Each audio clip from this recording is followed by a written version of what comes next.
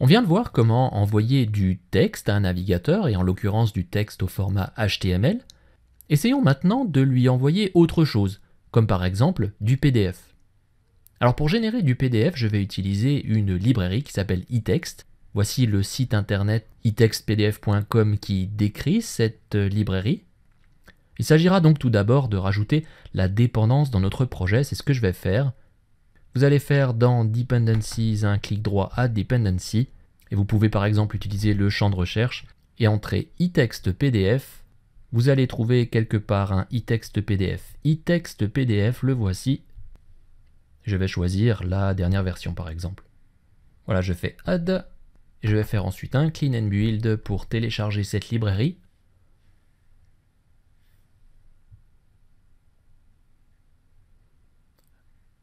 Voilà, vous trouvez maintenant dans le fichier pom.xml cette nouvelle dépendance eText PDF. Et on va maintenant donc créer une servlette capable de fournir un contenu PDF. Je vais l'appeler PDF Servlet. Alors new servlet, PDF Servlet. Et je fais next et mon URL sera par exemple /pdf. Alors je vais tout simplement l'appeler par son URL, donc je vais tomber dans le doget, je fais un petit peu le ménage comme d'habitude.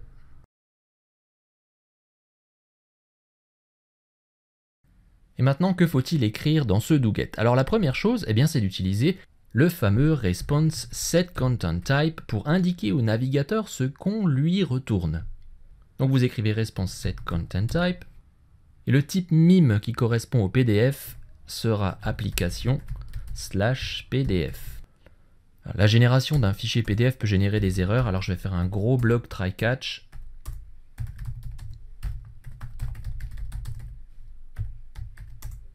Juste faire un petit print stack trace dans le cas où une erreur surviendrait. Alors pour créer un document PDF, vous allez voir, c'est très simple, vous écrivez document. C'est une classe de la librairie donc que vous allez devoir importer. C'est le package comme eTextPDF text. Je vais l'appeler document égale new document. Et puis vous allez utiliser une classe PDFWriter et sa méthode statique getInstance. Alors cette méthode prend deux paramètres ici, le document source et le flux dans lequel vous voulez écrire ce document source. En l'occurrence ici ce sera la réponse envoyée au navigateur. Alors là je ne vais pas écrire du texte, je vais envoyer un document PDF. Donc, je ne vais pas faire un response getWriter, je vais faire un response.getOutputStream, flux de sortie.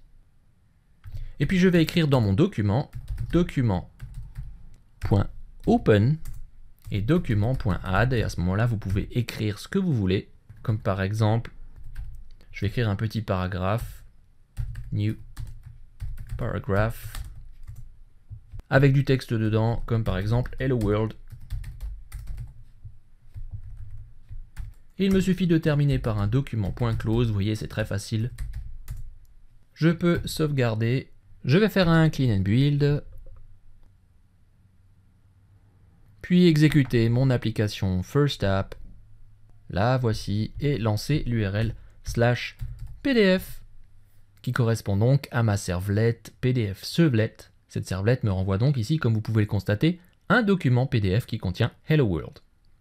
Alors encore une fois, vous pouvez à peu près envoyer n'importe quoi au navigateur, vous pourriez envoyer une image, un fichier Excel, quoi que ce soit. Si le navigateur sait comment exploiter ce contenu, comme par exemple ici, ouvrir un lecteur PDF embarqué, il va le faire. Et s'il ne sait pas quoi faire de votre contenu, il va tout simplement vous proposer de l'enregistrer sur votre ordinateur. À ce moment-là, vous pouvez en faire ce que vous voulez, mais à l'extérieur du navigateur.